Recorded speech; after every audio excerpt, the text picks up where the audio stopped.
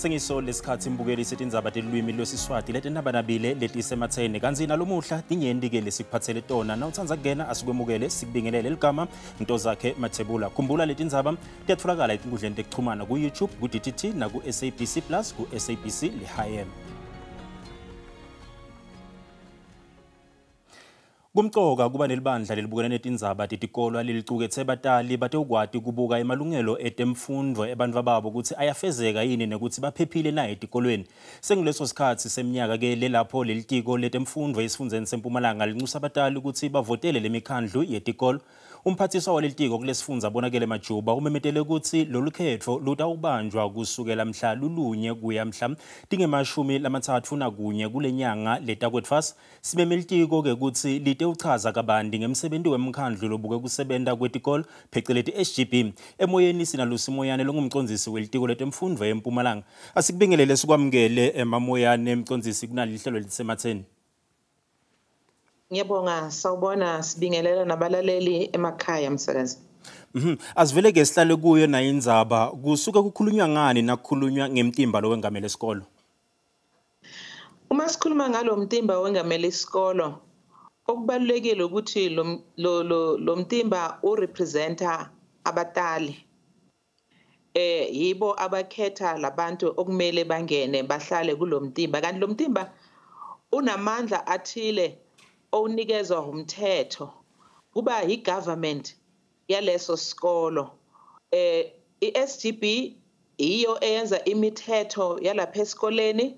Akekho umuntu owazi ukuthi umntanakhe kumele afunde kuphi, afundiswe kuphi, afunde kanjani ukudlula umntali. Yilokho igovernment yethu inikeze ilungelo lelo kubatali ukuthi mababe lana emkhandlweni ukuthi bazokwazi ukuthi basite ama-professionals kotishara kulo msebenzi wokuhambisa tikolo kwenza imithetho ukubona ukuthi esikoleni kuhlengekile, indawo yasesikoleni inhle, i-protected ukuthi abantwana bakwazi ukufunda khona. Kumcoka kanani ukuthi kube naleli bandla? Kumcoka kakhulu ngoba le SGB iyo iba isishaya mthetho salana esikoleni. Iyo enza imithetho ukufana nokuthi lana esikoleni abantwana bazawumukelwa kanjani, labantwana bazawufunda ini, labantwana bazawufundiswa abobani. Yiloko kwanyalo ama-SGBs anomsebenzi omkhulu ukuthi kube yibona aba-interviewer othishara kube sebayandlulisela ku-department ukuthi thina besibona ubani nobani. So bayenza lowo msebenzi ngoba yibo abazi ukuthi labantu okumele bafundise abantwana abantu abanjani. Njengoba ke sathi ukuthi kutawuba nelikhetho kulindeleke ukuthi kube luhlobo luni lwebantu lekumele likhethwe. Okokucala kumele kube abatali. Kube umntali onomntwana lapha esikoleni noma kube ulo esithi is a legal guardian yomntana. Kusho ukuthi lo mntali ohlala naye lo mntana noma kungaso wakhe kodwa ngokomthetho nguye onakekela lo mntwana. So kukhethwa phakathi kwalabo. Abantu abaningi kule SGB babuya lapho. Kanti ke kuzoba nalo omela abasebenza lapho esikoleni kuphinde kube nalo omela abafundi. Lo mela abafundi uyakhethwa umnyaka nomnyaka ngoba siyazi ukuthi abantwana abahlali lapha esikoleni kuze kube baze bakhule bayaphuma sonke isikhathi. Yiloko umntwana lo orepresenta abafundi then uyakhethwa umnyaka nomnyaka. Ngumuphi ke umonakalo longendeka etikolweni uma ngabe ingekho iSGB? Mkhulu umonakalo. Si-department sindlulisela imali ezikolweni ukuthi umkhandlo ukwazi ukuthi uthenge izinsiza lapha esikoleni, izinsiza ezifana no-chalk. Umkhandlo ukwazi ukuthi ubhadalele ama-electricity, ubhadala amanzi lapha esikoleni, ukwazi ukuthi uthenge izinsiza zokufundisa lapha esikoleni. Kuningi ngemali kumele bayenze bayisebenzise lapha esikoleni. Makunganamkhandlo lapha esikoleni kusho ukuthi indaba zezimali ngeke zihambe kahle ngoba yibo abantu okumele babone ukuthi lesikhwama lesesikolo siyanakekeleka sisebenza ngendlela efanele. Kanti kumele balekelele nothisha ezikolweni ngento eziningi. Masithatha indaba yediscipline yabantwana i-SGB ingena kakhulu lapho ukuthi ibone ukuthi labantwana baziphatha kahle, abantwana babe disciplined. I-SGB kumele ibone ukuthi kune safety lana esikoleni, ukuthi le environment abantwana bakuyo isafe, ukuthi abantwana bangakwazi ukuhlala kuyo bafunde, akungena igebengo lapha esikoleni, nokuthi lokuwenzakalayo le ndaba ihlengekile, abantwana ngeke bagule mabalana esikoleni. Kuningi i-SGB okumele ikubonelele lapha esikoleni. Mcondzisi Letisematseni, asibonga kakhulu isikhathi sakho losiphe sona Tindzabeni tesiswati letinaba nabili Letisematseni. Siyabonga. Sifuna ukusho kubazali ukuthi masingeneleni ikhetho, masiyeni siyokhetha laba baqualifyayo mabangene ukuthi bakhethe. Siyabonga. Sibonga kakhulu. Nguyekela umcondzisi welitiko letemfundo esifundeni seMpumalanga Letisematseni lebesikhulumisana naye kuleli suku lanamuhla. Kuthengisa umtimba kuyimvamisa kakhulu kuleli nanobe kungekho emthethweni babona mihla nemalanga etitaladini labenda lo msebenzi wekuthengisa umtimba. Kanti kulandzela licala lelichubekako laSifiso Mkhwanazi losolwa ngekubulala abantu labasikati labasithupha eJozi. Umdidiyeli welihlelo Thabo Mbuyane bekavakashele labo labathengisa umtimba eJozi kuva kabandi ngekuphepha kwabo. Kuthengiswa kwemtimba kuyindlu lende kumhlaba wonke jikelele, kanti kulamanye amave lo msebenzi ugunyatiwe, kepha kuleli kuba kulomkhakha wokuthengisa kukavumeleki. Lolo msikati langafisi kudzalulwa uthi soneminyaka leminyenda kule business, kanti uthi kude kuphepha kulo msebenzi. Safe safe total ngoba sometimes especially into zokugibela imoto mawusebenza estradeni, so umuntu makathi asandini sendlini wami and then when usugibela leyo moto umuntu makafika kwakho endlini uzofuna ukuthatha i-advantage, angasafuna ukusebenzisa i-condom, akutshele ngezinye indaba, athatha that thing ngoba wena ukwakhe u-anta yena manje, so awusenawo amandla so yeah, so akukho safe especially ukugibela imoto and ukusebenza ebusuku ingcono emini, mara into yokugibela imoto uhambe nomuntu ungakwazi ukuthi uyaphi, lento ayikho safe. Last time bengahamba ngomunye taxi driver wathi asambeni siye bathi eJP angahamba naye, masifika laphana zanga safika ngesijip phansi kwebridge ngale safika ngakhona lapho washintsha istory wathi yena akasafuna ukusebenzisa icondom, alala nami, aqeda ukulala nami akasafuna ukundibhadala, wangishiya khona lapho wandihamba wasuka wahamba ebusuku ngabo 10 ebusuku wangishiya khona le bridge wasuka wahamba. Linyindi ngena kulo msebenzi ngenxa yetingcinamba letibukana nathi empilweni, njengoba lona lo msikati uthi ungumdali kanti wenta lona msebenzi ngoba afuna kubeka singwa etafuleni. As a single parent, ngiyamanage ukuthi ngikwazi ukusenda umntana wami esikoleni, sibhadalele rent, ngikwazi ukuthenga impahla, ngigqoza, nginakekele umntana. Bengazama ukuzenzela ibhizinesi yami i-internet cafe, mara yo ngihambi kahle, ihamba slow, ngenamali. Lapho uyarenta le store, sifuna i-rent, lapho uhlala khona kufuneka i-rent, school fees what, so ngingakwazi ukubhalansa izinto kahle. Ngingadecide ukuthi ngisithope kancane ngibuyele kuleli business. Kulandzela umbiko lokhishwa elitiko letempilo esifundeni seGauteng ngekwenyuka kwetibalo tetifo temacansi letithatselanako, labasebenti bekuthengisa ngemtimba bakhala ukuthi kumatimba kutfola emakhondomu njengoba linyindi selithengisa nalawa ahulumende. Wona lawa mahala ayathengiswa, kukhona abantu labahamba bayowathatha, ngithi mina nangingafika eklinikhi ngifike ngithi ngicela amakhondomu angeke banginike more than 4, kanti mina lo 4 ngamsebenzisa phezulu. Lo munye bezoya eklinikhi ayewalanda yena uzobuya azowathengisa la kimi sengithi yena akathengisi bese ngiyawathenga. Letisebenta lo msebenzi tithi tidakhutsata umuntu ukuthi angenele kulo mkhakha njengoba kude kuphepha futhi nanobe babika emacala ekuhlukonyetwa lamanye akanakwa.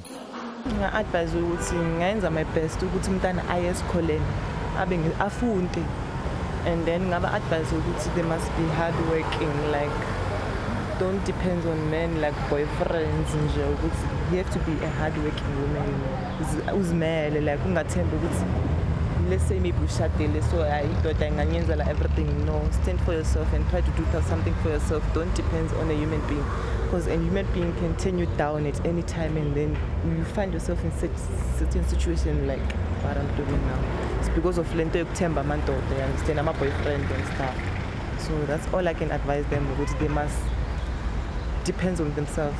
nango-ke uthi nje senginesikhathi ngikulomsebenzi mina bengingede ngaba-advise abantwana ukuthi kungumsebenzi lomuhle lo ngoba mina nje first born yami 19 years i-last born yami 10 years mara angifisi ukuthi bona bangaphila le mpilo lengiyiphilako le mpilo lengiyiphilako inzima idinga ube nenhliziyo sisikhiya lesihle ku-imfundo ukuthi afunde acethe atokwazi ukuthola umsebenzi ngoba makangakafunzi awukho umsebenzi la kangawuthola ngoba lokuthengisa lokhu kuyafana nokuba isigebengu yabona because mina nesigebengu siphila impilo yini bantu babe nemibono lehlukene ngalomsebenzi wokuthengisa umtimba safety bayikho vele safety kule line of business abayithuna safety ayikho vele yabona the same as sokhuluma ukuthi I crime nabo yabona nje leyo abayenza ngakhona because I think ukuthengisa umzimba and all that yo safety yakhona ayikho vele in sense of ukuthi ukugula vele kukhona vele into ezinjalo ama STD ama STI yabona so things like that safety yakhona ayikho vele mina ngokucabanga kwami labo silaba lento abayenzayo I-wrong kangokuthini yabona uma udesa ngomzimba njenganje njengala igula bo manje umzimba mhlawumbe badesela abantu abaningi abona bangafana na njengokuthi mhlawumbe makubekisela yabo nje amasi kuthuma khunta into zokuthwala kanje yabo khona umuntu othwala agcina yabona ukhipha ongcola wakhe kulo muntu lo yabona labantu abasuka entabeni kanje yabo kuyosoka mabebuya khona ithi kumele bekhiphe lamaphatabo la bakhipha kubo labantu la yabo mhlawumbe singabekisa sizoqhamuka nawe unganamaphatha yabo mawungena khona uthi ngakubona lamaphatha angena kuwena ngicabanga ukuthi bayenza into right for ukusurvive yabo angithi yazi njengami student kanje khona abanye abasuka ekhaya bafika bangatholi imali zokudla yabo plus ne pressure yasemaresi yabo mayozithola sivele songasena choice umqondisi wesisonke sex workers movement Kholiwe Buthelezi lobe kuphepha kwalabo abathengisa umtimba uvakalise ukuthi tiningi tingcinambali babukene nato gender based violence number 1 ukuhlukumezeka nje ukushaya umuntu ashaya nje client akhuphuke na ukuthi bakwenza business ne rape ngayibala because njengoba uhulumeni nje engavumeli ukuthi umsebenzi besemthethweni kwamanje ukunzima ukuhlangabezana nako okufana nokuthi mhlawumbe umuntu uthola ukuthi useyadlungulwa lo client ahambe nayo ngoba ayenye ayifuna ukusebenzisa icondom and not wonke ama client amanye awafuna ukusebenzisa icondom amanye ayisebenzisa icondom amanye mawafika thinking ngiyacabanga ukuthi banama expectations amaningi expect ukuthi umuntu ngemali amnikeze zona enze okuningi kanti mhlambe bavumelane ngento ezithizeni bantu baxwayisa ukuthi ubuningi bungodlo obuqhamukana nomsebenzi lokufaka ikhathi kubulawa kungena tifo lekufana nabo HIV kanye naletinye tifo temacansi letithathela nako ngiuthabo mbuyane etindzabeni SABC eJozi Kuchubekela imbili nalolidzaba samukela Kholiwe Buthelezi longumcondzisi wesisonke movement asikubingelele sikwamukele etindzabeni Letisematseni letinaba nabili Ngiyabonga kakhulu ukuthi nginginvite ngibe part and parcel of meeting ngizokhuluma kabanzi ngomsebenzi esiwenzayo ecompany. Singakachubeki nje kakhulu asesicaleke la yini ke umsebenzi wenhlangano yenu? Okay, umsebenzi wenhlangano yethu iqambwe ngo2003 biqale as a project but manje ifully fleshed organization silwela amalungelo osisi abasebenza emgwaqeni not only emgwaqeni because i-business yokuthengisa ngocansi just to correct because I've been listening people are misquoting ukuthi usisebenza ngabo bathengisa ngomzimba ngaba basekho bathengisa ngokucansi which is i-service edingeka emphakathini edinga nawo abantu silwela amalungelo abo siphuma singena ku government sicela ukuthi government abone lo msebenzi ezomsebenzi ngoba kuningi okwenzakalayo izizathu esenza ukuthi sifuna ugovernment ukuthi enze lo msebenzi bese emthethweni abantu abenza lo msebenzi bawo mama bawo bhuti babazali bethu abanye bethu bamakhazini because kulo msebenzi akusabantu besimame kuphela benza lo msebenzi ngiyacabanga ukuthi umphakathi mhlamba ukwazi lokho ne society ayikwazi lokho siyabafundisa futhi nangezinto zama right because banamalungelo at the end of the day ukuthi benza umsebenzi namalungelo banawo siphinde futhi sibafundise nangezinto zomtholampilo siphinde sibafundise nangezinto ze safety siphinde sibafundise nama skills mangabe khona ama opportunity we funding ku organization if imali khona budget enough then we also provide izinto ezifana nama skills ukuthi umuntu mhlamba akwazi ukufundela computer akwazi ukufunda ukuthi ubudgeta kanjani imali ayisebenzayo kwibusiness. Sinekubona njengekusho kwemdidiyeli wanalo lihlelo bosisi bagcwala ke italatini baqhubeke bathengise ngokwecasi njengobe usho bakhona ke nalaba nalabancane ngokweminyaka nabo labatfolakala balapha italatini nabo bathengisa. Ingabe mhlambe nani babuda esikhatsini ke lesinyendi bathi yini leyenda ukuthi babe lapha etalatini baqhubeke nekuthengisa ngokwecasi? Okay, ngizothanda nje ukugxila kakhulu kulaba abadala because sisebenza ngabadala thina. Sisebenza against into yoku-exploitwa ukuthi abantwana baxhashazwe ngezinto zocansi. Sisebenza against izinto ezifana ne-gender based violence zokuthi abantu besimame bayashaywa. Sisebenza against izinto ze-trafficking because ku-trafficking kulapho umuntu akhohliswa khona umuntu amthembenisa umsebenzi omkhulu asuka umuntu mhlambe ekhaya kubo la suka khona athi egoli kunomsebenzi othizeni. So izinto ezifana nalezi asizisupport totally as a organization.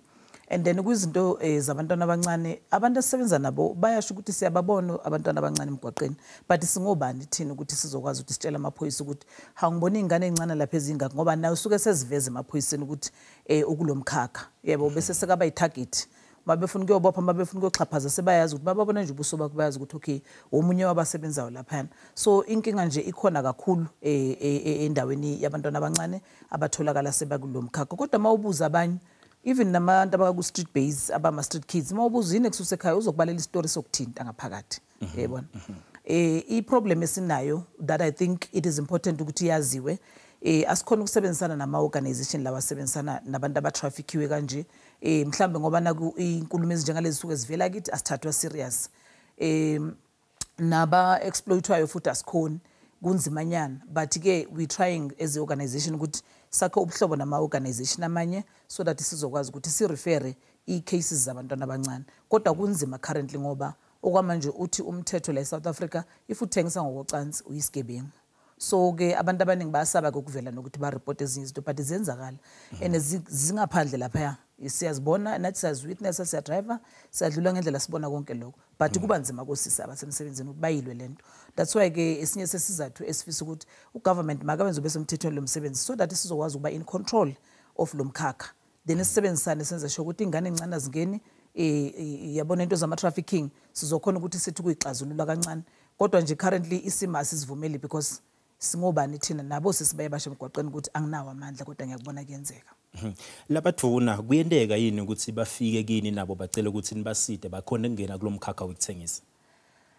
To be honest as umqambi wale organization ngu director at the same time my contacts aku social media sichaza ngokuthi senzani ecompany kodwa ngiyacabanga ukuthi abantu mabegugulisha because ucansi impilo.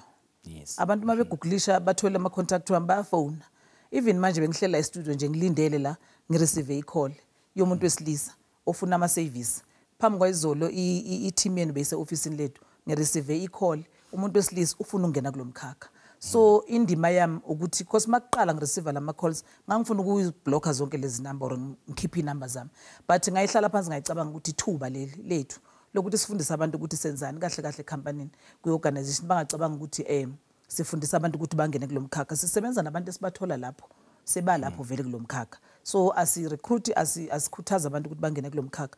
That's not part of umsebenzi esiwenzayo. Umsebenzi esiwenzayo thina umayelana nokufundisa noku-empower abantu nokubakhuthaza ukuthi bazi amalungelo wabo nokuthi futhi ke siphume singena ku-government ukuthi sizama ukukhulumisana no-government ukuthi makabenze lo msebenzi besemthethweni so that abantu bazokwazi ukuphepha.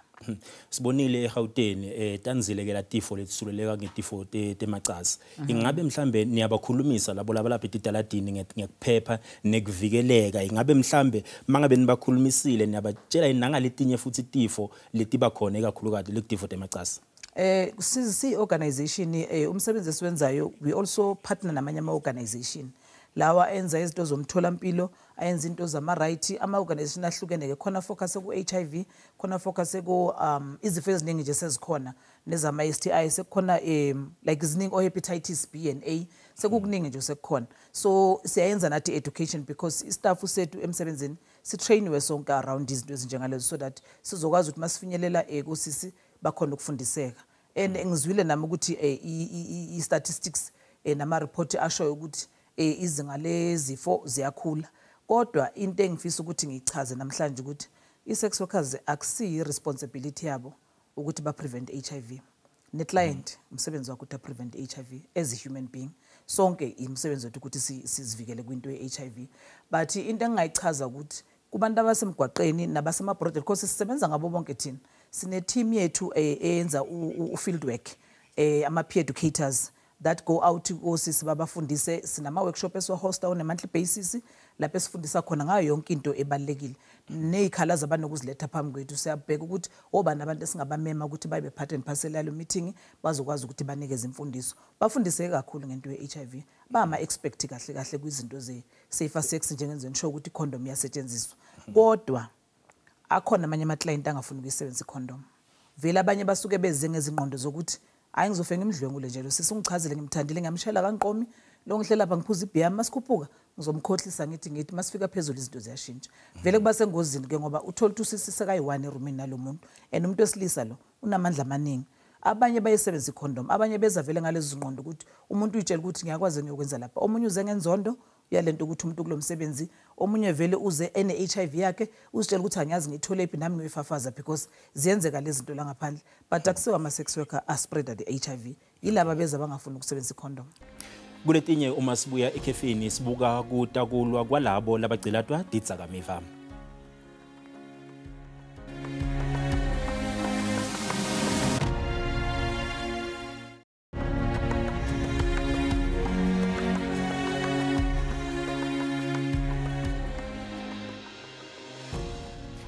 Tindzaba yinto letsikabete yaphindze yaphatsa kabi imindeni, tihlobo nebangani kanye nemmango wonke. Likusasala labanye bantfu labasha libonakala lishabalala ngato Tindzaba. Kepha-ke kukhona labanye labavuke batitsintsita ngekusitwa ngulabanye. Lomuhla ke emoyeni sikhulumisana na Vuyani Mthembu lotasichazela kabanti ngekuhukeka eTindzabeni nanato ukuthi titfolakala njani kuphi kanzi ungumuntu nobeke kanzi umuntu angaphuma njani uma asacwile kuto. Sexwayise ke mbukeli nobeke sexwayise lomunye umbukeli ukuthi letithombe letingahle tivele tingamphatha kabi kuloyo mbukeli. Mvelase asikwamukele sikubingelele Tindzabeni Letisematseni. Sanibonani ngicela ukubingelela kubabukeli ngicela ukubonga futhi leli thuba bhuti. Kwekucala nje wangena njani kuTindzaba? Kwidakamizwa ngisho ukuthi ngenxa yokufuna i-attention ebazalini and bese ngabona ukuthi ngathi ngcono ngigcwala istrad ngigcwala ikhona so ngokuba ekhoneni ngoba expose entweni eziningi and akekho umuntu ozakutshela ukuthi lokhu right lokhu wrong so ngalo ngagcina sengena edakamizweni bhuti. Labanye bathi ke kulukhuni kuyekela Tindzaba. Wena wende njani uyekele njani? Kona iqiniso bhuti wami kulukhuni kabuhlungu kabi because ngisho ukuthi mina nami ngibe close to 20 institution from emajele to my rehab and stuff so because of it determination ngokwazi ukuthi no into engifunayo yini I ended up ukuthi ngiyitshela ukuthi no it's about time because it's either ukufa or ukuthi ngiphumelele empilweni. Utisebenzisa isikhathi lesinganani Tindzaba? Idakamizwa ngisebenzise for close to 27 years. Yebo bhuti wami, 27 years ngibhema idakamizwa. Yeah, tot vele ngaze ngagcina. Kulo 20 years mhlambe bubheka Tindzaba lesisodwa mhlambe ngasho ukuthi Mendrex or cocaine nobe mhlambe buhlanganisa konke lokhu Tindzaba lokhona. Ekucaleni ngacala ngale bayisho bathi gateway drug ngacala ngensango ngisaye umfana because ngacala ngisese no 11 so after lapho ngangena ku heroin abaningi bazi ngenyawupe ngangena na crack cocaine so bengibhema esibizwa ukuthi up and down emshini yabona so yeah ngangena entweni enjalo bhuti. Betitfolakala kuphi ngaleso sikhathi Tindzaba? Like into vele available vele noma kuphi from elokishini to emadrobheni so yeah into etholakala noma kanjani ngathi masikophazi ngathi uyabheka into ebhlungileyo. Yebo. Sikubonile ke la elihlelweni lelitsite kumabona kutse ku SABC 1 isikidlavana. Ingabe mhlambe lapho khona bekwendiwa nobeke ngasho ukuthi bekwendiwa ke imitamo letsite ukuthi ukhone ke lana ukuthola ke lisito ingabe nguwe kuphela yini lo wasitakala kuleso sikhathi? Cha bhuti wami akusimi kuphela ngokungani nami ngize ngibe lapha nga-introduce kulakhi ngenxa abanye abafowethu which kuloko futhi kune success story enengakhulu kunomfowethu bathu usithi una 10 years clean nomunye bathu Shumane nomunye bathu Eddie nomunye so baningi nje success story khona yona uyangithola ngaphandle kwami kuphela so yeah ngaleyo journey yona ijourney yakho isazobonakala ku Skill Love season 2 lezayo futhi yeah kunjalo. Sikhulumile ukuthi Tindzaba ungene njani wena njani kuchazela ke umbukeli losekhaya mhlambe losesemusha ukuthi injani lempilo uma sowudlele etsakamiva nasole ngaphandle etaladini phase emabhlorho iba njani leyo mpilo lapho ke leyo mpilo uqala ayisimnandi sikhuluma iqiniso ngokungani akusimnandi ungabi sekhaya kuqala abazali abalali and nangapha nawe la ukhona ukuqala akusi safe because you'll never be safe khona ulala phansi kwamabhokisi awazi ulala odleni and uphanda ngendlela ehlukahlukene ngoba uyazi kunaba besimame njengoba kunathi ama-out futhi so siphanda ngendlela ehlukahlukene because lapha esitradini ugcina wenza izinto ongacabanga ukuthi ungahluyenze nawe empilweni so akusindawo emnandi ngampela lapho ukuthi yebo ubalile ukuthi unakhuluma ubale ngendzaba yemajele siyathi ukuthi labanye batfolakala sebabhema idzakamiva ngenxa yokuthi emangweni wabo laba baleke khona bende ebugebengu lobutsite batfolakala sebakuletinye indzawo lapho bafike khona mhlawumbe bangelela idzakamiva labanye bahlangene nebangane emanyuvesi batfola sebabhema idzakamiva batfola sebayekela enyuvesi kuwe kube njani mawucala ingabe mhlawumbe ikhona indvo leyakwenda ukuthi uqale kubhema idzakamiva nobe nje uvele wathi hayi asengihambe ngiyobhema mina bhuti wami ngeke ngikhuluma manga mina ngasho ukuthi ukuthanda izinto uyayibona uyibone ngathi uyazi kube nawazi uyayibona and nangapha maye ngenxa yoku-understand ngasho ukuthi njengoba abaningi mhlawumbe bangazi it's not about ukubhema idakamizwa kuphela kusho ukuthi lento ngathola uku-understand this thing is a disease kahle addiction i-disease so it can be genetically into ongayithatha ekhaya mhlawumbe ubaba kade umuntu ophuzayo then wena ungena entweni meaning ukuthi whatever you do it excessively ngithola so maye njengoba sengi-understand kahle nami nginesifo samini ngangena ema-drugsini sengawasebenzisa excessively ngagcina ngakhona nokuyi-control so yebo bhuti wami Mthembu asibonga kakhulu isikhathi sakho lesiphe sona kuzabe into esiswati letinaba nabini cha bhuti wami bonga mina kakhulu bhuti wami sibonge kakhulu mbukeli angisho ke ukuthi tiguca lapho ke talomuhla Letisematseni kuleli viki asihlangane ke evikini lelitako mbukeli lolwanamuhla lihlelo loyandlulela lwekugcina evikini lelitako asiphindze ke sihlangane ngalokutako sale kahle